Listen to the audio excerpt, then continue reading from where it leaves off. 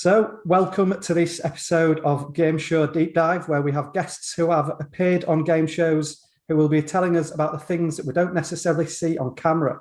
So, today we have a guest. Would like to introduce yourself and tell us what you've been on? So my name is Dave Andrade, and I was a contestant on America's Game, Wheel of Fortune, in season 37 in 2020. Yeah, we've got Dave, and you're not just a Wheel of Fortune contestant. I did a little bit of a deep dive on you. Do you know where you place in the main game leaderboards for the winnings of the day? So my main game score, that is everything that I won up into just prior to the bonus round, was the third highest score of all time. So only two other contestants managed to rack up a higher total prior to the bonus round than I did. Yeah, so not just any contestant. We've got the third highest ever main game winner here with us. So thank you very, very much for coming on the show, Dave. This is very exciting. Can't wait to get into it. So, Wheel of Fortune. Why did you apply for Wheel of Fortune? It's probably been my favorite game show of all time. I've been watching since I was a very, very young child. My parents will attest, when I was a toddler, I would waddle around the house saying, "Mom, I want to buy a vowel." So it's something that I just kind of grew up with. It's been a staple in the house. I would watch it every night. I always had the dream of being on the show someday. I thought, I was pretty good at word games and whatnot. So I figured, hey, if any show is going to have me and I could do a decent job on it, it's probably going to be Wheel of Fortune. Oh, wow. So it was your dream, and then you went and had the game that you did as well. You couldn't really have planned it any better, really, could you? The dream come true in all respects. Oh, that is great. So was it the first, did you apply once to get on it, or was there a long? It was a multiple effort. So I believe the first time I ever had applied for Wheel of Fortune was probably close to 9 years ago. So, shortly after I turned 21. So the traditional way that you used to get on the show was only applying in person at these traveling roadshow events they had called the Wheelmobile. Eventually they added, the ability to submit a video audition online. But I still felt like the old tried and true method of going and doing an in-person audition was kind of the energy I wanted and how I figured I'd make it to the show. And that's how I ended up this time. So the remote application. So was it just, did they have a wheel there, and did you have a mock game, or how did that work? So I didn't submit a video audition online. That's, kind of the only way to do things right now because of COVID. But for the in-person audition, basically you'll show up to a hotel or casino or convention center, some, large kind of public venue. You fill out your just basic information on a little ticket, and they put all these names in a giant drum, and then you sit in an audience and they'll spin the drum and they'll pull about 100 names or so throughout the session, about 5 or 6 at a time.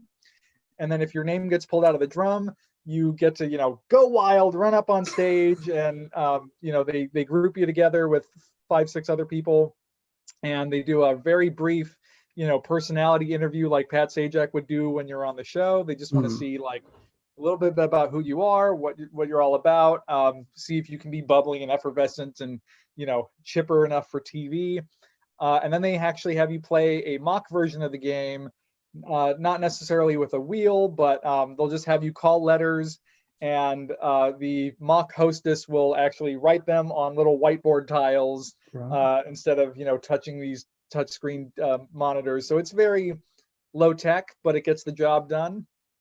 And even if you don't get your name called up during these Wheelmobile events, it's not the end of the road. So what they do at the end of it is they'll grab a fistful of these, information slips out of the drum at the end of the day, and those people get a direct line to callback auditions in ensuing months. And that's actually what happened to me. So when I went to my event at a local Indian casino just north of San Francisco back in September of 2019, I sat through the whole audition process, didn't get my name called up, and I was kind of sad. I was dejected. I was bummed. And then I ended up getting the call to come to callback auditions in San Francisco a couple months after that. I'd almost completely forgotten about it, but I just got very lucky that day. It was meant to be, clearly. Got the call Sure. back and got on. So from that, how long was it until you actually got on the show? So the in-person audition was first in September, and then I got callback auditions at the end of January 2020. And it was, I think, 2 to 3 weeks after that I got what we call the magic letter in the mail, saying, hey, you made it on the show. Congratulations, you're officially in the pool. And your taping date can be anywhere between a few weeks from that date of getting the letter or up to even 12 to 18 months. So Wow. like we'll give you a call on the phone with about 2 weeks notice, and just expect the phone call from a Los Angeles area code, and be ready to go. And if it doesn't work out, like you have some immovable conflict on that taping date, just let us know and we can push you out to another date. But yeah, I didn't have to wait long. I got that letter, I want to say early to mid-February, and they called me shortly thereafter and said, can you come down to tape second week of March? Oh, wow, that's really quick. Wow. It's very quick. And as you're probably piecing together, second week of March was right around the time where localities started shutting down, and it was a very interesting time. So I didn't have to wait very long, but my taping date ended up being March 12th, 2020, which was 5 days before my county here in California first entered shelter in place. Wow. So really just got in right just at the end. Wow, that's amazing. Exactly. And there were already, COVID was on their radar. They already had precautions in place. So we had no studio audience aside from the 18 contestants that were filming that day, plus the 1 to 4 guests that we all brought with us. So we didn't have a full studio audience. We weren't allowed any physical contact with the host and the hostess. So I didn't get that hug from Vanna White that I'd been dreaming about all my life. But I wish I had the full experience, but it's just fine otherwise. So did they overdub an audience in your show when it got aired then, if you didn't know? Yeah, so you'll hear some, really loud cheering and other kind of groans when somebody hits a bankrupt space on the wheel, and those were all added in after the fact. Oh, yeah, because I did watch a clip of you, the show that was on their YouTube, and I did hear all the audience. I'm surprised there wasn't one. Very convincing. Yeah. I mean, there was a very small partial audience that was all sequestered off to one side, but yeah, a lot of not the same big raucous applause and things were all added after the fact. Right. Did you get any accommodation or travel or anything paid by them? No. So that's one of the reasons that Wheel of Fortune has a guaranteed $1,000 minimum prize for appearing on the show. So even if you get completely shut out, you don't solve any puzzles, they give you $1,000 minimum, basically just to cover the cost of your travel and your lodging to get to LA and stay for the night, because they want you there the night before if you don't live locally. And so they have discount rates at local hotels that they've been using all the time that are close to the studio, so you can book their corporate rate. And they have a shuttle that's like, if you stay at one of these 2 designated hotels, we will pick you up and shuttle you over to the studio in the morning, so you don't have to worry about that piece of logistics. So you're there on the show on the day of filming. What time does everything start? What time do you get there? So I believe the shuttle came and picked us up right around 7 a.m., maybe even a little sooner. And it made one other stop along the way. So I think we got to the studio and started checking in around 7:30. So there was, everybody, they checked our IDs. They gave us the whole, security pat down, went through our bags and everything. It was at that point that I had to say bye to my dad for the day. And he went off to, get breakfast and explore LA a little bit. And, he was able to come back later in the day when we were kind of ready with things. So things really started in earnest probably around 8:15, 8:30, when they sit all the contestants down in the green room, and they do, production briefing, legal briefing, They go through all the rules and regulations. They give us a packet that, we get to study all day that had, all the rules, all the category definitions, here's who to contact and what to do if you think there's, any sort of impropriety going on. They did ask us, are any of you members of this, internet forum for Wheel of Fortune? And, if more than one person raises their hand, then they made an effort not to pair those two people together just to prevent any sort of, collusion or something like that. What is that forum? What was it? It's called Buy a Vowel. Right. So it's just a big online forum, and it's a compendium for all things Wheel of Fortune. So there's discussions about every episode, fans talking about improvements that they like to see on the show, anything like that. Oh, interesting that they were aware of that. They've given you all the information. When do you get to go on camera then? How long was there between? So in a typical production day, they film 5 to 6 episodes, and they were filming 6 my day, and mine was the last of 6. So I got to watch all the first 5 episodes being played and sit there and sweat bullets all day, and just I'd been up since probably 5 a.m. that morning and didn't start filming until about 6 p.m. So, it was more like 5:30 p.m. But it was a long day. So, they fed us breakfast, they fed us lunch, they fed us dinner. They had snacks in the green room, beverages all day. So, we had access to fresh food and water. We were being kept, in sequester, but very well nourished. But we actually got to go in the studio proper, probably around noon. And that's when we have kind of dress rehearsal, so to speak. So they drew numbers for contestants to match, which 3 would be playing against each other. And then once that was determined, they got us all up in our positions, kind of measured our heights on camera, so the technical crew would know like how high to raise and lower each podium, so we would look the same height on TV. And then everybody got practice on the wheel itself, got multiple chances to spin it before the actual event. So because the wheel weighs, I want to say, over 2,500 pounds. It's a lot smaller than it looks on TV. It's about 7 feet in diameter, but it is heavy and it is dense, and it definitely requires a little bit of oomph to spin. That's pretty much the opposite of what I thought you were going to say, because on the show it looked huge, but quite light. Yeah, on the show it looks huge, and that's mostly because of camera angles and things like that. But in reality, a fairly tall person can lay on it and go stretch almost all the way across. Wow. But it's just very heavy. Yeah. Were you aching? It sounds like a stupid question, but was it heavy enough to make it ache? I think I'd ache. I wouldn't say that. It definitely. I have good antiperspirant, so I wasn't visibly sweating under the arms too much, but definitely after being under the bright lights and muscling that wheel a dozen times during that show, it can get a little exhausting, but the adrenaline rush through the whole thing, you kind of forget all about it. I just want to go back a little bit. You said they fed you for breakfast, lunch, and dinner. I'm just interested in what kind of food they provided.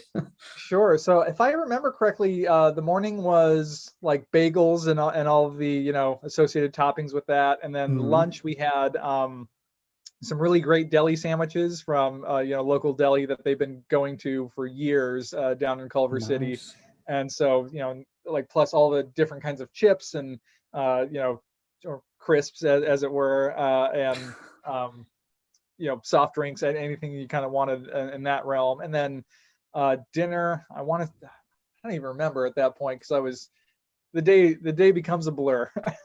I can imagine. But it was good food. I was well fed. I was well caffeinated. Good. And good. And I can't complain. Good. So when you're not playing, are you watching their show on like a monitor in the green room, or? Yeah, so we had the option of either watching from the monitor in the green room, or we could actually go up into the audience and sit there and participate as the minimal audience. So I kind of vacillated back and forth. We're allowed free movement in between the two areas as long as we're being quiet and not causing any ruckus on the microphone. Fair enough. So, do you stick to yourself during the day, or do you stick with the other people you're going to be on the show with, or like another games contestants? So it's the Wheel of Fortune studio and the Jeopardy studios are actually, I believe, directly adjacent to each other. And I know that they were being used interchangeably during COVID as a way to spread people out and, allow for distance, because definitely the green room with 18 people plus production staff was definitely close quarters. And so at least when I was on the show, that level of social distancing wasn't in effect quite yet. So we all got to like hang out together without masks and all eating together and spending the day all together. And so, yeah, you really got to know all of your fellow contestants really well, even the ones you weren't playing against. So, I've made friends from that day who I didn't compete against directly, but, we've been friends on Facebook ever since, kept in contact. There's a Wheel of Fortune alums Facebook group that, many of us are a part of. And it's just always kind of fun to be able to relive those experiences and talk to other people who know what you went through and will appreciate the things that you have to say. That's good. Yeah, that's really nice. I just assumed you'd be with the same, like you're playing a 3, don't you? I just thought you'd be with the same 2 all day, but it's nice that sounds quite social. Yeah, it's a bonding experience for sure, because everyone's had this dream of like, oh my God, I want to be on Wheel of Fortune someday, and it's like, can you believe we're here? I can't believe we're here. Can you believe we're here? Finally there. So the people on the earlier shows, are they allowed to stay for the whole day? They don't get like shoved out the door as soon as the day's done? I believe they're allowed to stay, but many opt to just take off and get back home. Because we have lives to live, and sometimes it's they don't want to stay around in LA or whatever. And at the time there was so much uncertainty going on. I remember the night before filming. It was March 11th, 2020. And it was when former President Trump gave his address to the nation when he was shutting down all travel to China. And it was just a really kind of weird, uncertain time. So I know I was like happy to, get home and get back to some sort of normalcy. I ended up leaving the studio, going straight to the airport from there and getting back home, close to midnight that night. Did you practice or anything before you went on the show, or did you just go in?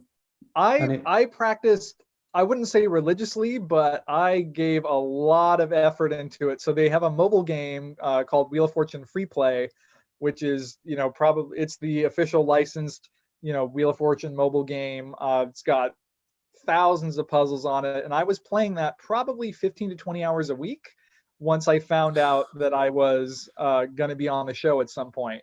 Wow. Because I was kind of freshly unemployed at the time, since January of that year, I had a lot of time on my hands. And so I'm like, this seems like a good way to bolster my chances of doing well. My Wheel of Fortune skills were already pretty decent, but I'm like, they could always be better. Wow. That is some serious dedication. Is that normal? Like, when you spoke, did you tell any of the other contestants that? Had anyone else done that? To that extent? Yeah, some people had been playing the mobile game for a while, maybe more casually. Some people say, oh, well, I watch it every night at home and play along and try to solve puzzles from my couch or whatever. But I think I took it to another level. And I think it in particular it really benefited me because I ended up getting paired against 2 contestants that were local Los Angeles area alternates. So people who they bring in basically at the 11th hour and give them, like a day's notice to show up to the studio and be like, we're going to fit you in on a show tomorrow. So show up at the studio, be ready to go. So, it basically pitted a lifelong super fan of the show who spent an inordinate amount of time preparing for the game versus somebody who they called in at the last minute. That show's only going to end one way, really, isn't it? But yeah. You're on the set now, you're on the show. How long does it actually take to film your episode? So the episode films more or less in real time. And that was kind of the surprising thing to me. They don't really take much more time than, the 2 to 3 minutes for commercial breaks. And, the only other delays that arise are due to any sort of production or technical glitches. So Right. I remember during some of the first 5 episodes that I watched being filmed, they had an issue with the puzzle board once, where it was kind of glitching, or it was, about to reveal the whole puzzle prematurely. So, they had all the contestants turn their back to the puzzle while they were, figuring that out. During my episode, there was, they wanted to change the backdrop photo behind us to a different scene of San Francisco. And I figured that would be, somebody at a computer just clicking 2 buttons, but that ended up taking probably 5 to 7 minutes. So, in the interim, we're just standing there under the lights and, kind of chewing the fat with the other contestants and trying to keep up the energy and not let the, adrenaline wear off and crash and burn before we have to be chipper for the cameras again. Yeah. Wow, I thought there'd be longer breaks. I'm quite surprised by that. That was quite quick. I mean, there's decent amount of breaks in between, but really, they have 6 shows to get through, and we do it all in half a day. So theoretically, we start filming around noon. I think the first episode started around noon, and production should wrap up around 6 p.m. or so. And so with any progressive delay in the earlier shows, it kind of snowballs and pushes the end of the day out even further. So, we just try to quick turnaround. Yeah. moving. Yeah. Yeah. How are the hosts? Something They people always were like to talk exactly what I thought they would be. So Pat Sajak is super affable. He's really good at cutting jokes. He's really good to, making contestants feel at ease on stage. He's really quick-witted. He doesn't have a teleprompter, so he's, making up all these jokes on the fly. Like, really the only thing that he has to guide him is a little monitor off the side of the stage that shows, whose turn it is. It reminds them of the contestants' names, and it shows, what their score is and what prizes they've won. So, and I think there's also another monitor that he gets to see that the contestants don't, that will tell him how many letters that were just called are in the puzzle or not. So, he has the puzzle on his card in his hand, but, obviously he's not counting, oh, there's 3 ends in this puzzle, like, somebody off screen is telling him that. Fair enough. And Vanna White was absolutely one of the most genuinely sweet human beings I've ever met in my lifetime. And I know they say the old adage is never to meet your heroes, but I'm so glad I did. One of my favorite things that she did when we were in the green room all together, getting one of our production or legal briefs, at 8:30, 9 in the morning, she actually walks in, casually struts into the green room unannounced. She's in street clothes. She hasn't done her hair and makeup yet. And she just comes in and says, hey, y'all, like, I just want to come wish you all good luck. Can't believe you're here. Happy to see you. And everybody's freaking out because, this is real life Vanna White. And, she was just so genuine and down to earth. I loved it. I did see something earlier about I don't know if you saw this, the Guinness Book of World Records gave Vanna a record for the most claps, I think it was. Yeah. Was it 3.4 million or something? Some they insane number of slapping her hands together. Yeah. Well, but it is very well earned because she has absolutely enthusiastic, genuine, excitement for every contestant that walks through that door. So talk about the winnings, if you're happy to talk about that. Sure. You get taxed, don't you? In the UK, I don't know if you're aware that we don't get taxed on our game show winnings. No, neither you nor Canada or, many other countries that I'm aware of. So yeah. In the US, in all of our infinite wisdom, our tax code provides that game show winnings are treated like any other ordinary income. So I paid tax on this just as if it, came as a paycheck. I was so surprised when I first heard that. I just assumed that, well, it's a game show, isn't it? So I thought it'd all be tax-free. No, but so not only pay California state tax, federal income tax to the U.S. government. My bonus round prize was a brand new BMW, which I also had to pay tax on, income tax. But also I had to pay the sales tax on the car as if I had purchased it myself. Nice. So before I could even take possession of this brand new BMW that I didn't even want, I had to write a check to the furnishing dealership for about $4,000 for sales tax and license fees. So what did you do with the car, by the way? So I asked the dealership that was furnishing it if they, had a cash offer for me, because I didn't want to deal with the hassle. I have one parking space where I was living at the time, so it would just be, a little bit obnoxious. They offered me an amount that wasn't very favorable at all, and I figured, given that it was a $41,000 car, I could probably get a bit more than what they were offering if I took possession of it myself and sold it on the private market. So I tried doing some private party sales, didn't get any bites. I tried putting it on a lot for consignment for, I don't know, a couple months, didn't get anything. And then I found a dealership, a BMW dealership, about 25 miles from home, close to Silicon Valley, where people have a lot of money. And they gave me a cash offer that was about $6,000 higher than what the furnishing dealer offered. So I said, sold, you got it. Take it off my hands. So I got to drive it over the, really fun twisty mountain highway just once, and got that out of my system, got the car sold, and, put the money to better use. Yeah, that's good. Yeah. Good you managed to get one drive out of it at least.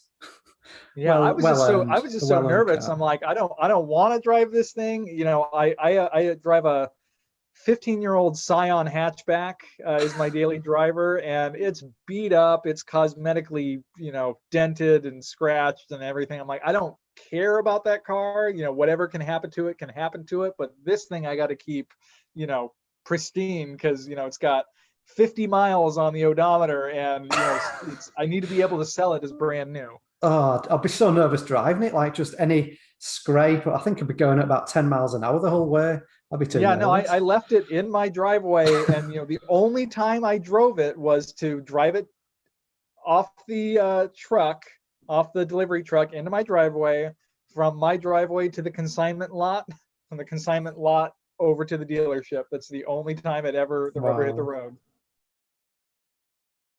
Is there anything else you can think? Any funny stories? Anything weird that happened on the show? I'm trying to think. Nothing in particular. I mean, there were some gaffes from some of the other contestants, in solving puzzles. Just some oddball letters that they called, or missolves, or calling letters that are already there, and that's kind of typical for people who are not used to being under spotlights and under pressure and things like that, and that just tends to happen.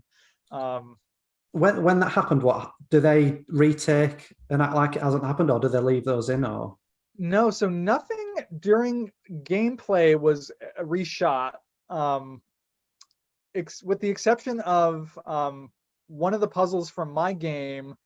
So in the middle of the game, they have what's called a triple toss-up. So it's, you don't spin the wheel at all. You hold a buzzer in your hand, and they reveal letters one at a time onto the puzzle, and you buzz in when you think you know it, and you announce your answer, and then they're worth $2,000 a piece.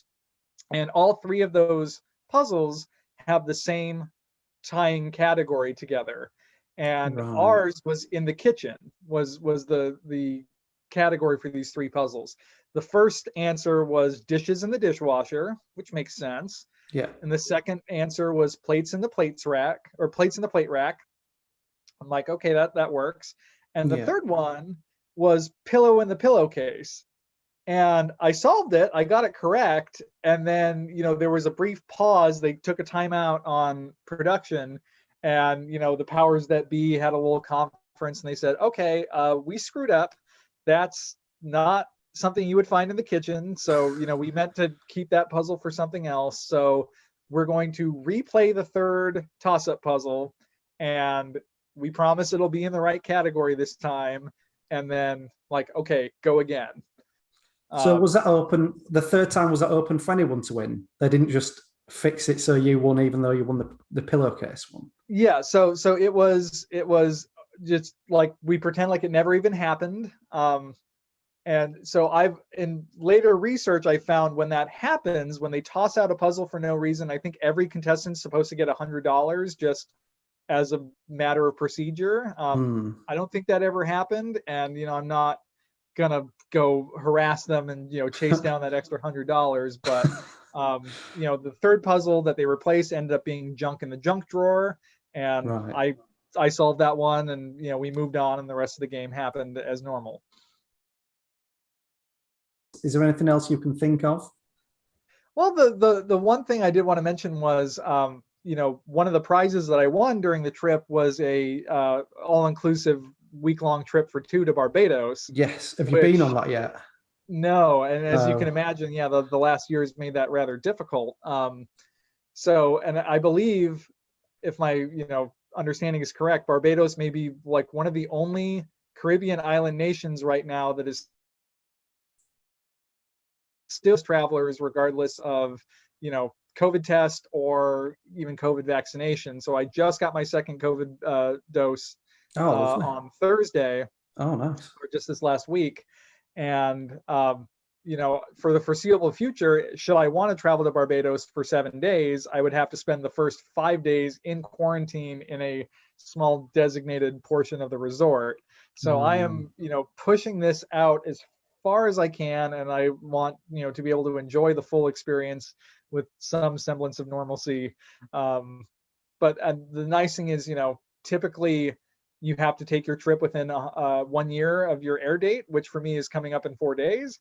But they have been very good and very gracious and very understanding about the ongoing situation, and have basically offered whatever amount of extension I need to be able to take that trip in its full capacity. So from your winnings, I should have mentioned this earlier, how much was taxed then? So what percentage? The entire amount is taxed. So the face value of my winnings was $113,055. Of that, $60,900 was cash. $41,165 was the value of the car, and their value for the trip was $10,990, which is, they always, for trips and things like that, they find the most expensive itinerary and the most expensive time of year to be like, yeah, that's what this trip costs, just to make the numbers look bigger and more exciting on TV. Cheeky. But when it comes down to it, at the actual time of booking and the actual time I take that trip, I don't see that trip costing more than $5,000. Still, not going to complain though, are you? But it's a bit cheeky on their end to overinflate it a bit. But I suppose, yeah, especially because it puts the onus on me then to document the cost of that trip at fair market value, and then go back to the tax authorities and be like, hey, this is the actual trip. Here's the same resort, the same room, the same airfare, same accommodations and everything, but this is what it actually costs. So this is what I assert that I will only have to pay tax on. It seems a lot more paperwork, all these prizes. It definitely is, but it really wasn't that bad. But the trick is they give me the entire amount with no withholding, so it's completely incumbent on me to set aside enough to pay my tax bill the following year. Do the tax planning myself. Thankfully the money came rather quickly, so generally it's supposed to come within 120 days of your air date. But since my tape date was basically the second to last one before production shut down because of the pandemic, they had extra bandwidth to process shows that had already been completed, because they weren't trying to juggle that against ongoing taping of shows because they had shut down for that summer. So I got my money about a month early. Oh, that's so good. I got mine in about 90 days instead of 120 days. So that was nice to have. And yeah, I was rather surprised that the check came just regular U.S. Postal Service, nothing special. Whereas the that's a shock. The customer or the contestant packet that I got that had all the dress code and the rules and everything came FedEx overnight with tracking and all of that. So it was a weird kind of misalignment of priorities, I think. Yeah, I wonder if any of them's gone missing or had any problems with them. That seems a bit of a risk, really. It does, and I figured, you're sending me a check for $61,000. I'm sure you could have paid a couple extra bucks to, get it certified. But it came, and I have no problems. I think I'd want some of my takings. I'd be happy to spend it out my takings to get it certified and everything, just for the Yeah, the withhold reassurance. $5 and you know, Yeah. send it tracking. Maybe briefly, so I'm really excited and hoping to you know, appear on other game shows in the future. And from what I've Yes. heard from other previous game show alums is that once you've been on one show, it pretty significantly increases your likelihood and ability to be cast for other game shows. Oh, Uh, that's interesting. yeah, because you know, a game show producer will be able to see your footage from the old show. They, you know how you can handle yourself on camera. They can see you be, you know, happy and chipper on TV. They Yeah. know what they're getting into instead of like, oh, you know, we'll go through the audition process and then this guy ends up being a total potato on TV and you know, doesn't work out for them. So I Yeah. have made it to callback auditions for Jeopardy 2 or 3 times in the past. Haven't been able to clear that final hurdle, but you know, I'm hoping someday that might be in the cards. I would definitely love to be on $100,000 Pyramid, perhaps The Chase. You know, I have a friend of mine who has been on all 3 of those shows, Wheel of Fortune, Jeopardy, and The Chase. Wow. You know, and has done quite well for himself. The only kind of limiting factor is game shows typically have a restriction on how many appearances you can make in a given period of time.